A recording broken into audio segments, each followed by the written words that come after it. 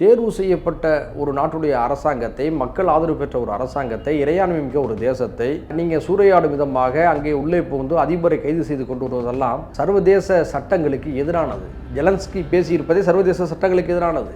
இது நமக்கு பிடிக்காத நாடாக இருந்தாலும் கூட முறையாக நம்ம ஐக்கிய நாட்டு சபையில் அணுக வேண்டும், அல்லது மத்தியஸ்த நாடுகளின் மூலமாக பேச்சுவார்த்தை நடத்த வேண்டுமே தவிர ஒரு நாட்டுடைய படையை அனுப்பி ஒரு நாட்டுடைய அதிபரை கைது செய்து கொண்டு வர முடியும், அதுதான் சரி என்று சொன்னால் பெரிய நாடுகள், வல்லரசு நாடுகள் அருகாமையில் இருக்கக்கூடிய சிறிய நாடுகளை வேட்டையாடக்கூடிய சுதந்திரம் கிடைத்துவிடும். அது ஒரு மிகப்பெரிய சீரழிவை ஏற்படுத்திவிடும், உலக அமைதியை குலைத்துவிடும்.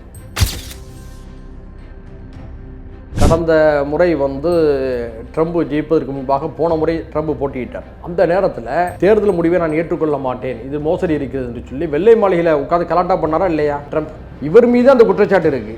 இவரே அமெரிக்காவுடைய தேர்தல் ஜனநாயகத்தின் மீது, தேர்தல் ஆணையத்தின் மீது குற்றச்சாட்டு வைத்தவர் தான். ஒவ்வொரு நாடுகளிலும் தேர்தலில் சில முறைகேடு நடக்கின்ற போது அதிருப்தியில் வரத்தான் செய்யும். அப்படியே இருந்தாலும் வெனிசுலாவில் தேர்தல் முறைகேடுகள் நடைபெற்றால் அதை தீர்க்கக்கூடிய கடமை வெனிசுலாவுடைய அரசுக்கு இருக்கிறது, அதிகாரிகளுக்கு இருக்கிறது, மக்களுக்கு இருக்கிறது. அமெரிக்காவுக்கு எந்த உரிமை வந்தது? இந்த உரிமை அமெரிக்காவுக்கு கொடுத்தது யார்? அதாவது முன்கூட்டியே தீர்ப்பை எழுதி வைத்துவிட்டு, முடிவை இறுதிப்படுத்திவிட்டு போலித்தனமாக ஒரு விசாரணை நடத்துகிறார்கள். ஆனால் அவர் தயங்காமல், தலைகுனியாமல், நான் இப்போதும் வெனிசுலாவின் அதிபர் என்று முடங்கிவிட்டு என் மீதான குற்றச்சாட்டு அனைத்தும் தவறானவை என்பதை முடங்கிவிட்டு தைரியமாக நிற்கிறார். ஆனால் என்ன நடக்கும்? கடைசியாக இந்த பொம்மை நீதிமன்றத்தின் மூலமாக, போலித்தனமான வாதங்களின் மூலமாக இறுதியாக அவருக்கு தூக்கு தண்டனை விதிப்பார்கள், அவரை கொலை செய்வார்கள் தான் நடக்க போகிறது. இந்த நேரத்தில் நாம் சொல்லுவது அமெரிக்கா செய்வது பச்சை அநீதி. அப்போ உங்களுடைய திருட்டுத்தனத்தை, பன்னாட்டு பயங்கரவாதத்தை, ஆக்கிரமிப்பை நியாயப்படுத்துவதற்காக நீங்கள் போதை மருந்து குற்றச்சாட்டை அவர் மீது வைத்திருக்கிறீர்கள். உடனடியாக அவரை விடுதலை செய்ய வேண்டும். அமெரிக்காவுடைய அரசுகள் மாறலாம், ஆட்சிகள் மாறலாம், அதிபர்கள் மாறலாம், கட்சிகள் மாறலாம். ஆனால் வெளியுறவுத்துறை கொள்கையை பொறுத்தவரை அமெரிக்கா 90% அதில் மாற்றம் இல்லாமல் கடைபிடிக்கும். தென் அமெரிக்க நாடுகள் விவகாரத்தில் அமெரிக்காவுடைய நிலைப்பாடு என்று ஒன்றுதான். கியூபாவை தொடர்ந்து வஞ்சித்தார்கள், எதிர்த்தார்கள். எந்த ஆட்சி மாறினாலும், எந்த அதிபர்கள் மாறினாலும் அதே நிலைப்பாடு தான் தொடர்ந்தது. இப்பொழுது வெனிசுலா விவகாரத்திலும் அப்படி தான். ஆனால் அது ஜோ பைடனா அல்லது ட்ரம்பா என்று பார்க்கக்கூடாது. அமெரிக்க அதிபர். அமெரிக்கா தன்னுடைய சுயநலத்துக்காக, தன்னுடைய நலன்களுக்காக புவிசார் அரசியலை வேட்டையாடக்கூடிய வேலைகளை செய்து கொண்டிருக்கிறது.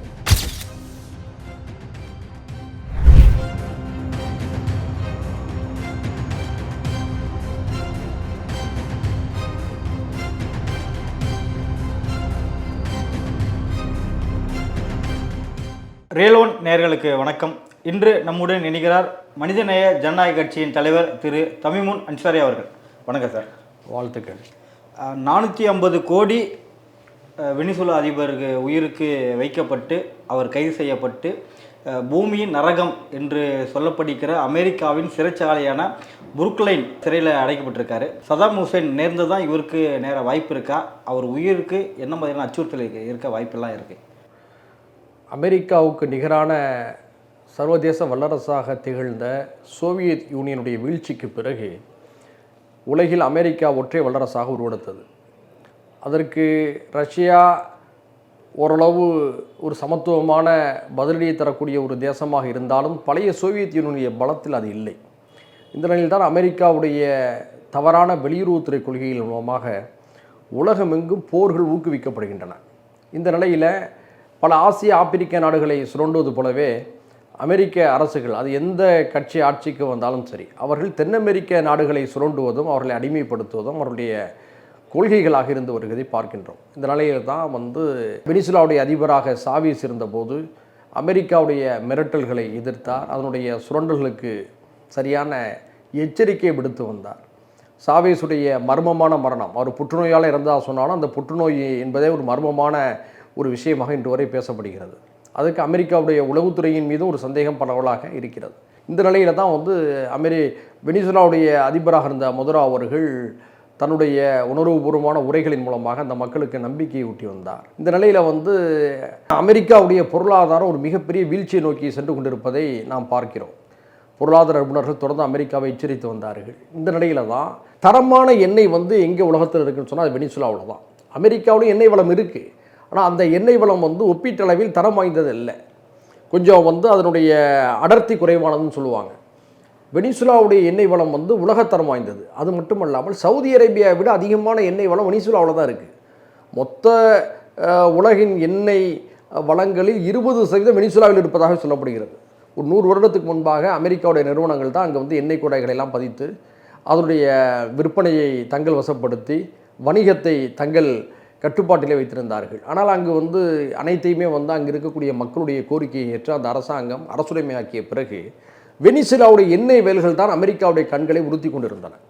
தற்போது அமெரிக்காவிலே சரிந்து வரக்கூடிய இந்த பொருளாதாரத்தை சரி செய்ய வேண்டும் என்று சொன்னால் வெனிசுலாவை கைப்பற்றுவது அவர்களுடைய மிக முக்கியமான தேவையாக இருந்தது. பெட்ரோ டாலர் வர்த்தகம் என்று உலகம் முழுக்க இருந்து வருகிறது. உங்களுக்கு தெரியும், 1974 சவுதி அரேபியா வந்து முதலாக அமெரிக்காவுடைய பொருளாதாரத்தோடு பெட்ரோல் டாலர் வணிகத்தை ஏற்று கையெழுத்திட்டது. அதாவது எண்ணெய் வர்த்தகம் அனைத்தும் அமெரிக்காவுடைய டாலரிலே நடத்தப்படும் என்பது அந்த ஒப்பந்தத்திலேயே முக்கியமான ஷரத்து. அந்த அடிப்படையில் உலகம் முழுக்க தன்னுடைய டாலர்களை செயற்கையான ஒரு தேவையை உண்டு பண்ணி தான் அமெரிக்கா உலகத்துடைய பொருளாதாரத்தை சுரண்டி கட்டுப்படுத்தி அதன் வழியாக கிடைத்த லாபத்தில் கொடித்து வந்தது.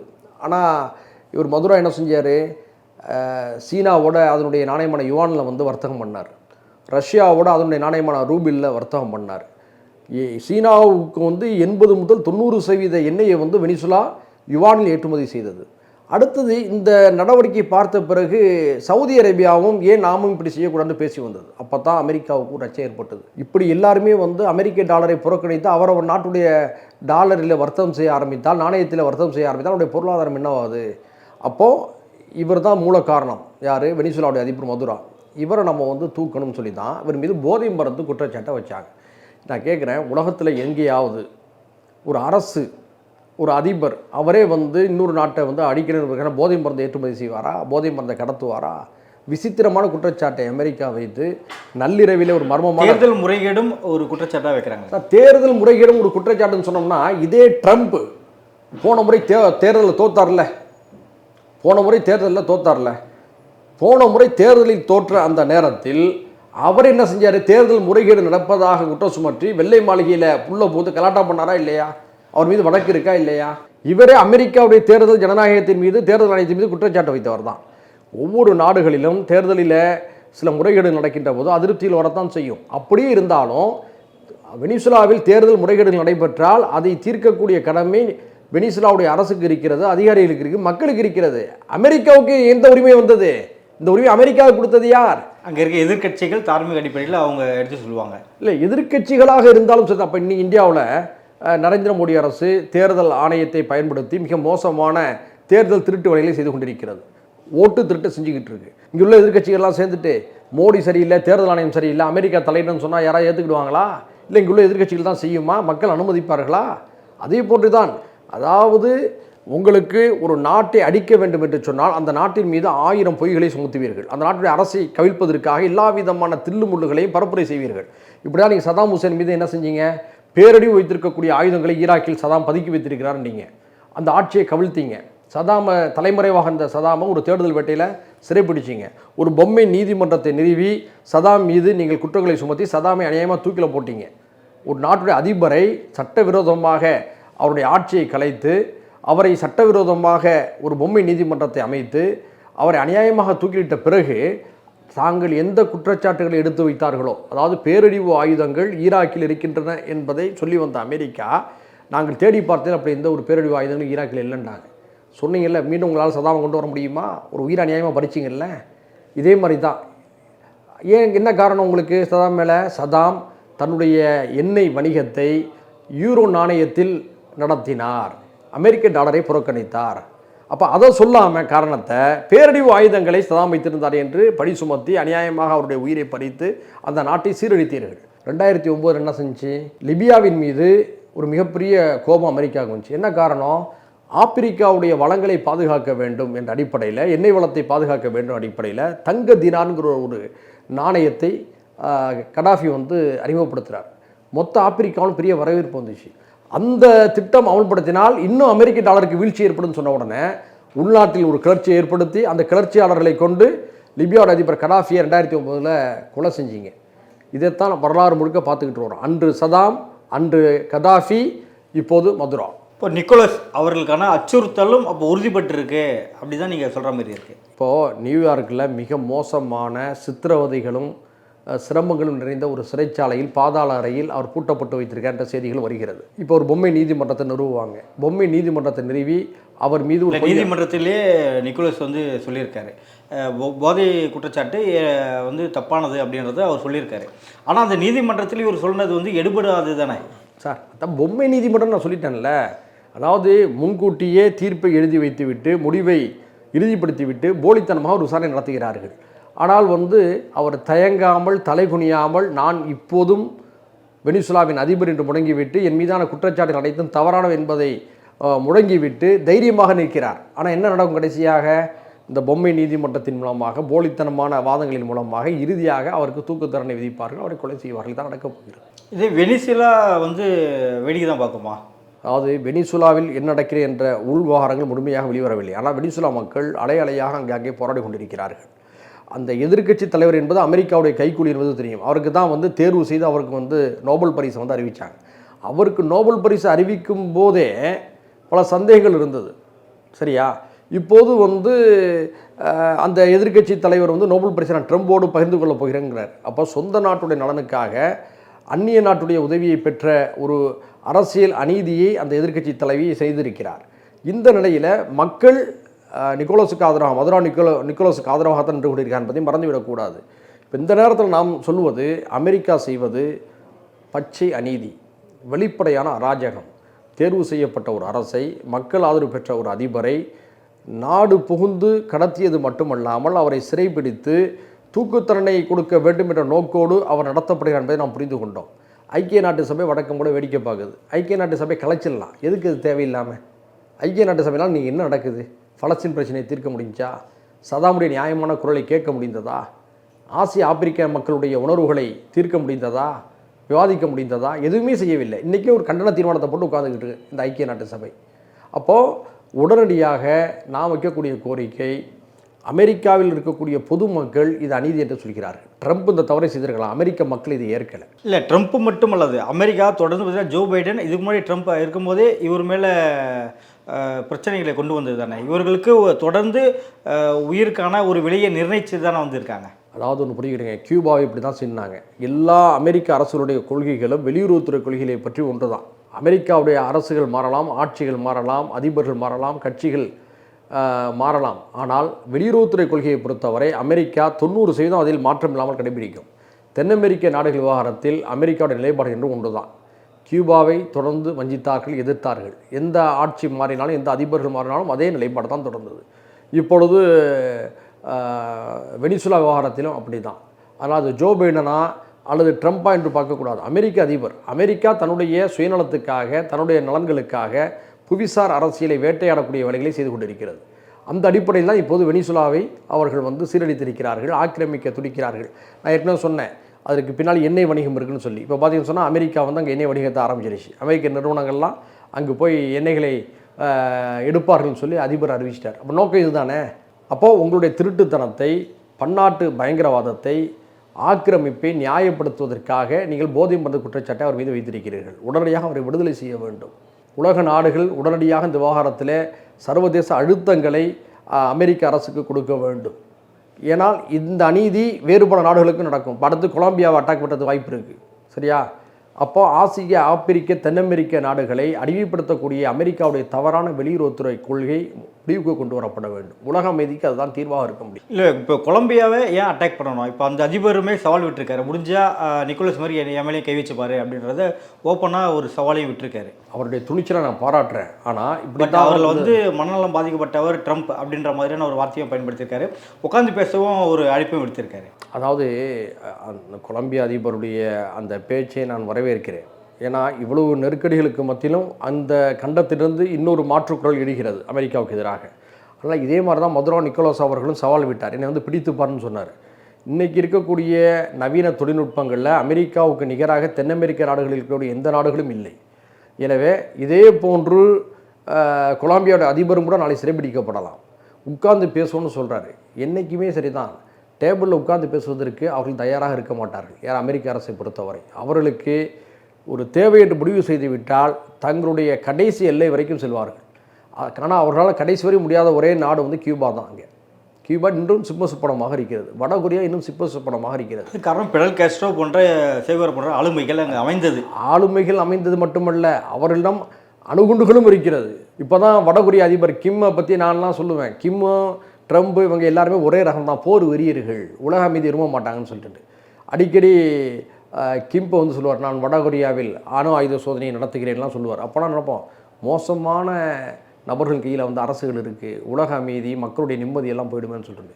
இப்போ நான் என்ன மனசில் தோணுதுன்னு சொன்னோம்னா, வடகொரியா அணுகுண்டுகளை வைத்திருக்கிற காரணத்தால் தான் அமெரிக்கா அதை தொடாமல் இருக்கிறது, கியூபாவை தொடாமல் இருக்கிறது. கியூபா வெளிப்படையாக அறிவிக்கலை, ஆனால் கியூபாவில் அணுகுண்டு இருக்குது. இல்லாவிட்டால் சின்னஞ்சிறிய நாடு, நமக்கு எப்படி கீழே இலங்கை மாலத்தீவு இருக்கோ அதே போன்று தான் கியூபா அமெரிக்காவுக்கு கீழே இருக்குது, சின்ன நாடு. ஏன் தொட முடியலை? ஒன்று, நீங்கள் சொல்வது போன்ற உறுதியான தலைவர்கள், வலிமையான இராணுவம், அதை தாண்டி அறிவிக்கப்படாத அணுகுண்டு அங்கே இருக்குது. அதனால தான் அவங்க பயப்படுறாங்க. அப்போது அமெரிக்காவிடமிருந்து தற்காக்க வேண்டும் என்று சொன்னால் எல்லா நாடுகளும் அணுகுண்டு வைத்திருக்க வேண்டும் என்ற தேவை என்று உருவாகி இருக்கிறது. அதை இந்த வெனிசுலா சம்பவம் நிரூபித்திருக்கிறது. ஜெலன்ஸ்கி வந்து என்ன சொல்லியிருக்காருன்னா, சர்வாதிகாரிகளின் கைது வரவேற்கக்கூடியது, இதோடு நிறுத்திவிடாமல் தொடர்ந்து செஞ்சுட்டே வரணும் அமெரிக்கா அப்படின்னு சொல்லியிருக்காரு. அவருக்கு ரஷ்யாவோட அதிபர் புதின் மேலே உள்ள கோபம், அவருக்கு இன்னும் ஒரு விஷயம் சரியாக புலப்படலை. அவர் பாதிக்கப்பட்டதன் அடிப்படையில் ரஷ்யாவோட அதிபர் புதினை வந்து சர்வாதிகாரின்னு நினைக்கிறார். அதை விட மோசமான சர்வாதிகாரி ட்ரம்ப். ஆக இப்படிப்பட்ட வார்த்தைகளையே சொல்லக்கூடாது. ஏன்னா தேர்வு செய்யப்பட்ட ஒரு நாட்டுடைய அரசாங்கத்தை, மக்கள் ஆதரவு பெற்ற ஒரு அரசாங்கத்தை, இறையாண்மை மிக்க ஒரு தேசத்தை நீங்கள் சூறையாடும் விதமாக அங்கே உள்ளே புகுந்து அதிபரை கைது செய்து கொண்டு வருவதெல்லாம் சர்வதேச சட்டங்களுக்கு எதிரானது. ஜெலன்ஸ்கி பேசியிருப்பதே சர்வதேச சட்டங்களுக்கு எதிரானது. இது நமக்கு பிடிக்காத நாடாக இருந்தாலும் கூட முறையாக நம்ம ஐக்கிய நாட்டு சபையில் அணுக வேண்டும், அல்லது மத்தியஸ்த நாடுகளின் மூலமாக பேச்சுவார்த்தை நடத்த வேண்டுமே தவிர ஒரு நாட்டுடைய படையை அனுப்பி ஒரு நாட்டுடைய அதிபரை கைது செய்து கொண்டு வர முடியும், அதுதான் சரி என்று சொன்னால் பெரிய நாடுகள், வல்லரசு நாடுகள் அருகாமையில் இருக்கக்கூடிய சிறிய நாடுகளை வேட்டையாடக்கூடிய சுதந்திரம் கிடைத்துவிடும். அது ஒரு மிகப்பெரிய சீரழிவை ஏற்படுத்திவிடும், உலக அமைதியை குலைத்துவிடும்.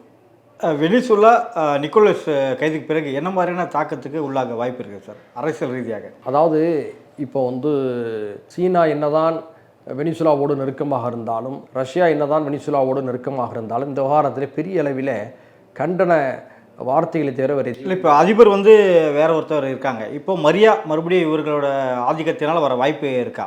ஏன்னா ஆட்சியை நான் பார்க்குறோம், அப்படி இல்லைன்னா எங்கள் சொல்கிற மாதிரி நடக்கலைன்னா நடப்பதே வேற அப்படின்ற ஒரு மெட்ரல் பாணிலாம் அமெரிக்கா வந்து கொடுத்துருக்காங்க. அதாவது ஒரு அதிபரையே கைது செய்து நாடு கடத்தி சிறை வைத்த பிறகு இதற்கு மேல் வேறு எந்த அநீதியும் செய்வதற்கான வேலையே அங்கே இல்லை, எல்லாவற்றையும் முடித்து விட்டார்கள். இப்போது பெயருக்கு ஒரு அச்ச நிலையில் வெனிசுலாவுடைய இராணுவமும் அரசும் இருப்பதாகத்தான் நான் கருதுகிறேன். அமெரிக்காவுடைய சக்தியை மீறி அவரால் நீ அங்கு செயல்பட முடியுமா என்று எனக்கு தெரியவில்லை. இன்னும் சொல்ல போனால் அடுத்த கட்டமாக இப்போதைய அரசை ஒரு போலித்தனமான ஒரு கிளர்ச்சியை உருவாக்கி கலைத்து விட்டு இந்த எதிர்க்கட்சி தலைவர் ஆட்சியில் அமர்த்தி வெனிசுலாவை நிரந்தரமாக அடிமையாக மாற்றுவதற்கான எல்லா வேலைகளையும் அமெரிக்கா செய்யும். வெனிசுலா ஒரு பெரிய இன்னலுக்கு உள்ளாகி இருக்கு அப்படின்னு சொல்லிட்டு ஜெய்சங்கர் அவர்கள் ஒரு கவலையை வந்து தெரிவிச்சிருக்காரு. இது எப்படி பார்க்குறீங்க சார்? கண்டனம் தெரிவிக்க வேண்டிய ஒரு விவகாரத்தில் கவலையை தெரிவித்திருப்பது வேதனையாக இருக்கிறது. இந்தியா ஒரு மிகப்பெரிய ஜனநாயக தேசம். அமெரிக்காவுடைய பெயரை சொல்லாமல் ஒரு அறிக்கையை வெளியிடுவதற்கு வெளியிடாமல் இருந்திருக்கலாமே. ஏன் நீங்கள் அமெரிக்காவையும் ட்ரம்பையும் நீங்கள் கண்டிக்கிறதுல பயப்படுறீங்க? நம்ம நாடு ஏற்கனவே பல நியாயமான ஒரு விஷயங்களில் உலகில் சிறப்பான பங்களிப்போலி செய்திருக்கிறது. உதாரணத்துக்கு மாலத்தீவில் மாமூர் அப்துல் கயீமுடைய அரசை அங்கு கவிழ்க்க முயற்சி செய்த போது நம்முடைய இந்திய இராணுவம் அங்கு அனுப்பப்பட்டு அந்த ஆட்சி கவிழ்ப்பு முறியடிக்கப்பட்டு மக்களால் தேர்வு செய்யப்பட்ட அந்த அரசாங்கம் காப்பாற்றப்பட்டது. அதை செய்தது நம்முடைய இந்திய தேசம். அப்படிப்பட்ட அறம் சார்ந்த பல நடவடிக்கைகளிலே கடந்த காலங்களில் நாம் ஈடுபட்டிருக்கின்றோம். இந்த நிலையில் ஒரு சர்வதேச அமைதியை சீர்குலைக்கும் விதமாக அமெரிக்கா வெனிசுலாவை தாக்கி அவர்கள் அதிபரை கைது செய்திருக்கிறது. இது கண்டனத்துக்குரியது, தவறானது என்று அழுத்தமான வார்த்தையை நாம் சொல்ல வேண்டுமா இல்லையா? ஏன் நம்முடைய பிரதமர் மோடி அவர்கள் இதில் மௌனம் காக்கிறார்? ஜெய்சங்கரை விட்டு ஏன் அறிக்கை விடுகிறார்? ஏற்கனவே அமெரிக்க அதிபர் ட்ரம்ப் நம்ம மிகவும் சீண்டி கொண்டிருக்கிறார். இப்போ என்ன சொல்கிறாரு? என்னை மகிழ்ச்சியாக வைத்திருக்கிறது உங்களை கடமைங்கிறார். அதுக்கு என்ன காரணம்? மகிழ்ச்சியாக இருக்கணும். என்ன மாதிரியான மகிழ்ச்சி? அதாவது 50% குறைச்சிட்டாரு, அதனால என் மேலே அதிருப்தி இருக்காருன்னு ஒரு ஸ்டேட்மெண்ட் சொல்கிறாரு. மகிழ்ச்சியாக வச்சிருக்கணும் உங்களோட கடமைன்னு சொல்கிறாரு. அது எப்படி நம்ம புரிஞ்சுக்கிறது? மகிழ்ச்சி என்ன மாதிரியான மகிழ்ச்சி? அதுதான் நமக்கு புரியல. இல்லை, ரஷ்யா கிட்டேருந்து நம்ம அதாவது ரஷ்யாவுக்கு என்ன வர்த்தகம் செய்யக்கூடாது, அமெரிக்காவுக்கு பிடிக்காத நாடு கூட நாம் வந்து வர்த்தகம் செய்யக்கூடாது, அமெரிக்க டாலர் மட்டுமே வர்த்தகம் செய்ய வேண்டும். இந்த மூணையும் செஞ்சேன்னா ட்ரம்ப் ரொம்ப மகிழ்ச்சியாக இருப்பாராம். நம்ம ட்ரம்ப்பை வந்து மகிழ்ச்சியாக வச்சுருக்கணும் அர்த்தமா? அவர் எல்லாரையும் பாராட்டுவாராம். ஆக ஒரு சர்வதேச ரவுடியை போல் அமெரிக்காவுடைய அதிபர் நடந்து கொள்வது நமக்கெல்லாம் வேதனை அளிக்கிறது. ஏன்னா ஜனநாயகத்தில் ஒரு மிகச்சிறந்த தேசமாக அமெரிக்கா போற்றப்படுகிறது. அமெரிக்காவுடைய மக்கள் நல்லவர்கள். ஒன்று புரிஞ்சுக்கணுங்க. இப்போ நாம் வந்து அமெரிக்காவை கண்டிக்கிறோம் எதிர்க்கிறோம் என்று சொன்னால் அமெரிக்க மக்களை கண்டிக்கலை. நல்லா புரிந்து கொள்ளணும். அமெரிக்காவுடைய தவறான வெளியுறவுத்துறை கொள்கைகளை கண்டிக்கிறோம். அமெரிக்காவுடைய பிற நாடுகளின் மீதான அத்துமீறல்களை கண்டிக்கிறோம். அமெரிக்க மக்கள் நல்லவர்கள். இப்போவும் கூட இந்த சம்பவத்துக்கு கடுமையான அதிருப்திகள் அவங்க தான் தெரிவிச்சிருக்காங்க, எதிர்ப்புகளை தெரிவிச்சிருக்கிறாங்க. இப்படிப்பட்ட ஒரு சூழலில் நாம் வந்து அமெரிக்காவுடைய தவறான வெளியுறவுத்துறை கொள்கைகளையும் இராணுவத்தையும் வெளிப்படையாக நாம் கண்டிக்க வேண்டும். அப்படி கண்டிக்கின்ற போது உலக மக்களுடைய ஆதரவு நமக்கு குவியும். இல்லை, இந்த இடத்துல கண்டிக்காமல் தவறியது என்ன காரணம்? ஒரு நட்பு நாடு, ட்ரம்ப்புக்கும் மோடிக்கும் ஒரு நட்பு இருக்கு. தேர்தல் முன்னாடியும் என்னுடைய நண்பர் மோடி அப்படின்னு சொன்னார், இப்பயும் நண்பர் தான் சொல்லிட்டு இருக்காரு. அந்த நட்பின் காரணம் அப்படின்னு எடுத்துக்கலாமா, இல்லை அமெரிக்கா மீது இன்னும் இந்தியாவுக்கு ஒரு பயம் இருக்குது அப்படின்னு நம்ம எடுத்துக்கலாம்? விவேக்கில் ஒரு காமெடி எனக்கு ஞாபகம் வருது. ஐஜி எனக்கு தெரியும், என்ன ஐஜிக்கு தெரியுமா அப்படின்னு ஒரு கேள்வி கேட்பார். அதே மாதிரி தான் நட்புன்னு நம்ம தான் பேசிக்கிட்டு இருக்கிறோம். ட்ரம்ப் அப்படி சொன்னாரா? பேருக்கு சொல்கிறார். அப்படி நட்பு இருந்துருந்துச்சின்னு சொன்னால் எதுக்காக நம்மளை மிரட்டுறாரு? எதுக்காக 100% வரியை நம்ம மீது போட்டார்? யோசிச்சு பாருங்கள். அந்த ஒரு மோசமான அமெரிக்க சுயநலத்தை முன்னிறுத்தி எதிலும் அமெரிக்கா தான் முதலில் என்ற அந்த கொள்கையின் அடிப்படையில் அவருடைய நாட்டு நலனை மட்டும்தான் பார்க்கிறார். நம்முடைய நலனை அவர் பார்க்கலை. நம்முடைய நாட்டுக்கென்று இறையாண்மை இருக்கிறது. நாம் யாரோடு வர்த்தகம் செய்ய வேண்டும், நாம் யாரோடு உறவு பெற வேண்டும், யாரோட உறவை வலுப்படுத்த வேண்டும் என்ற கொள்கைகளை நம்முடைய அரசு தான் எடுக்க வேண்டும். ட்ரம்ப் எடுக்கக்கூடாது. இப்போ ட்ரம்ப் என்ன சொல்கிறாருன்னா, நான் மகிழ்ச்சியாக இல்லை, என்னை நீங்கள் மகிழ்ச்சியாக வச்சுக்கணும்னு சொல்லி கேட்குறாரு. இந்த வார்த்தையை ரொம்ப வேடிக்கையாகவும் சிரிப்பாகவும் இருக்குது. அப்போது அவர் நினைப்பதையெல்லாம் இந்தியா செய்ய வேண்டும் என்று சொன்னால் இந்தியாவுடைய அரசுக்கு என்ன மரியாதை, இந்தியாவுடைய இராணுவத்துக்கு என்ன மரியாதை, இந்தியாவுடைய வெளியுறவுத்துறை கொள்கைக்கு என்ன மரியாதை, இந்திய மக்களுக்கு என்ன மரியாதை? அதனால் வரம்பு மீறி ட்ரம்ப் பேசுகிறார். அதற்காக நாம் வரம்பு மீறி பயந்து கொண்டு இருக்கக்கூடாது, யோசித்து பார்க்க வேண்டும். அதாவது இந்நேரம் இந்திரா காந்தி இருந்திருந்தால் நிலைமையே வேறு. ஆனால் நான் மிகப்பெரிய மார்புக்கு சொந்தக்காரன் அப்படின்லாம் சொல்லக்கூடிய பிரதமர் மோடி அவர்கள் அமெரிக்க அதிபர் ட்ரம்புடைய இந்த மோசமான அணுகுமுறைகளை, எச்சரிக்கையை நிராகரிக்க வேண்டும். ஏற்கனவே நம்ம போர் பாகிஸ்தான் நடந்தபோது ஆப்ரேஷன் சிந்து நடவடிக்கையில் நான் தான் போரை நிறுத்தணும்னு சொன்னார். நாடாளுமன்றத்தில் வாதம் நடக்குது. ஒரு இடத்துலையாவது இந்த வாதத்தில் அமெரிக்க அதிபர் ட்ரம்ப் சொன்னது போய் அவர் தலையிட்டு இந்த போர் நிறுத்தப்படவில்லை என்று அவர் சொன்னாரா? ஒரு இடத்துல கூட அமெரிக்காவுடைய அதிபர் பெரியோ அமெரிக்காவுடைய பெரியோ அவர் சொல்லலை. நேரடியாக அவருடைய பெயரை குறிப்பிடுவதற்கு கூட இவர் அஞ்சக்கூடிய நிலையில் இருக்கிறார் என்று சொன்னால் இது நம்ம இந்தியாவுடைய வலிமை மிக்க ஆளுமைக்கு ஒரு பெருத்த சேதம் என்று தான் நான் கருதுகின்றேன். நம்முடைய உணர்வை, நம்முடைய கண்டனத்தை வெனிசுலா வாரத்தில் வெளிப்படையாக அழுத்தமாக தெரிவித்திருந்திருக்க வேண்டும். என்று சொன்னால் இப்போதே எதிர்க்கட்சி காங்கிரஸ்காரங்க யாரோ ஒரு ஆள் பேசியிருக்காரு இல்லையா, இதே மாதிரி தலைவர் சொல்லியிருக்காரு, நமக்கு கூட நடக்கும் அப்படின்னு சொல்லிட்டு அவர் எந்த அடிப்படையில் சொன்னார்னு தெரியல. அப்படி நாம் நடந்தால் நம்முடைய பதிலடி மிக கடுமையாக இருக்கும். அப்படி ஒன்றும் நம்ம இந்திய இராணுவத்தையோ இந்தியாவையோ அவங்க அமெரிக்கா பலகீனமாக நினைச்சிடக்கூடாது. அந்த விஷயத்தில் நமக்கு 1000 அரசியல் கருத்து முரண்பாடுகள் இருக்கலாம். அதுக்கான சூழல் இருக்கா சார்? ட்ரம்ப் சொன்னதையும் தாண்டி என்ன மகிழ்ச்சியாக வைக்கலைன்னா கோபத்துக்கு உள்ளாக இந்தியாவுக்கு வாய்ப்பு இருக்கா? அதாவது சிறிய நாடுகளின் மீது அவர் செய்த அந்த அராஜகத்தை எல்லாம் பெரிய நாடுகளின் மீது திணிக்க முடியாது. இந்தியா ஒன்றும் ஈராக்கோ அல்லது லிபியாவோ அல்லது வெனிசுலாவோ அல்ல. இந்தியா, சீனா போன்ற நாடுகள் அணு ஆயுதங்களை வைத்திருக்கின்றன. பெரிய நாடுகள், பரந்துபட்ட மக்கள் தொகை கொண்டவை. இந்த நிலையில் அமெரிக்காவுடைய அத்தகைய மிரட்டல்கள் இந்தியா போன்ற நாடுகளில் ஒரு காலத்திலும் செல்லுபடியாகாது. ஆனால் பாகிஸ்தான், ஸ்ரீலங்கா போன்ற சிறிய நாடுகளை வைத்து, பொருளாதார அடிப்படையே கீழே இருக்க நாடுகளை வைத்து அச்சுறுத்தலாம்ல. என்ன செய்ய முடியாது? அதிகபட்சம் என்ன செய்ய முடியுங்கிறேன். அதனால் அவ்வளவு எளிதாக நம்முடைய இந்தியாவை அவங்க குறைத்து மதிப்பிட்டு விட முடியாது. ஆனால் இந்த இந்திய மக்களுடைய உணர்வுகளை நம்முடைய பிரதமர் தைரியமாக வெளிப்படுத்த வேண்டும். ஏன் இந்த பிரதமர் அஞ்சு அணுகிறார் என்பதுதான் நம்முடைய கவலை, கேள்வி. நிக்கோலஸ் மதுரா அமெரிக்கா சிறையிலிருந்து விடுவிக்க வாய்ப்பு இருக்கா? வாய்ப்பு குறைவாக இருப்பதாகவே நான் கருதுகின்றேன். ஏனென்று சொன்னால் ஏறத்தாழ 450 கோடி ரூபாய் அவருடைய தலைக்கு விலை வைத்தார்கள். அவரை எப்படியாவது ஒழிக்க வேண்டும் என்று நீண்ட காலமாக அமெரிக்காவுடைய முந்தைய பல அரசுகளும் இதற்காக திட்டம் தீட்டி வந்தன. இந்த நிலையில் மிக நுட்பமான ஒரு போரை நள்ளிரவிலே நடத்தி மிக எளிதாக அவரை அமெரிக்கா சிறைப்பிடித்திருக்கிறது. அமெரிக்க அதிபர் ட்ரம்ப் வெள்ளை மாளிகையில் பேட்டியளித்தார். 2ஆம் உலகப் போருக்கு பிறகு இவ்வளவு நுட்பமான ஒரு தாக்குதலை இந்த உலகம் சந்தித்ததில்லை. நமக்கெல்லாம் ஆச்சரியம். அப்படிப்பட்ட ஒரு நுட்பமான நவீன முறையிலான தாக்குதல் நடத்தி அவரை சிறைப்பிடித்திருக்கின்ற பொழுது அவரை அமெரிக்கா விடுதலை செய்யும் என்று நாம் எதிர்பார்க்க முடியாது. ஆனால் இது உலகை கவலையடைய செய்யக்கூடிய ஒரு செய்தி. உலகத்துக்கு அமெரிக்கா விடுத்துள்ள எச்சரிக்கை. குறிப்பாக ஆசிய, ஆப்பிரிக்க, தென் அமெரிக்க, லத்தீன் அமெரிக்க நாடுகளுக்கு ஒரு மிகப்பெரிய அரசியல் அபாயம் அவருடைய இறையாண்மைக்கு, அரசுகளுக்கு ஏற்பட்டிருக்கிறது. இதை இப்படியே கடந்து போகக்கூடாது. மாறாக உலகமெங்கும் மிக கடுமையான மக்கள் எழுச்சி பேரணிகள், அமெரிக்காவுடைய தவறான இந்த கொள்கைகளுக்கு எதிராக நடத்தப்பட வேண்டும். உலகம் முழுக்க அமெரிக்காவுடைய இந்த தவறான நடவடிக்கைகளுக்கு எதிராக எழக்கூடிய கண்டனங்கள் அமெரிக்க மக்களிடம் தாக்கத்தை ஏற்படுத்த வேண்டும். அதன் வழியாக அமெரிக்க மக்கள் தங்களுடைய எதிர்ப்புணர்வை வெளிப்படுத்த வேண்டும். நம்முடைய அரசு இப்படிப்பட்ட அநீதிகளை செய்வது தவறு, உலக மக்களுடைய எதிர்ப்புகளை நாம் சம்பாதிக்கக்கூடாது என்ற உணர்வை வெளிநாடுகளில் நடக்கக்கூடிய ஜனநாயக வழியிலான போராட்டங்கள் அமெரிக்க மக்களுக்கு எடுத்துச் செல்ல வேண்டும். அமெரிக்க மக்கள் ஜனநாயக ரீதியாக இத்தகைய கிளர்ச்சிகளை செய்ய வேண்டும். அப்படிப்பட்ட கிளர்ச்சிகள் ஏதாவது அமைதி வழியில் ஜனநாயக வழியில் நடந்து அதன் வழியாக ஒருவேளை அவர் மதுரா விடுதலை செய்யப்படுவதற்கான வாய்ப்புகள் இருக்கிறதே தவிர வேறு எந்த வகையும் வாய்ப்புகள் குறைவாக இருப்பதாகத்தான் நான் கருதுகின்றேன். இன்னும் சொல்லப்போனால் இந்த பொம்மை நீதிமன்றங்களை விசாரித்து அதிகபட்சம் ஒரு 6 மாதத்துக்குள் அவரை குற்றச்சாட்டுகள் உறுதிப்படுத்தப்பட்டு விட்டதுன்னு சொல்லி தூக்கில் போடுவதற்கு கூட வாய்ப்புகள் அதிகமாக இருக்குது. புவிசார் அரசியல் குறித்து பல்வேறு கருத்துக்களை கொஞ்சம் மிக்க நன்றி. நன்றி.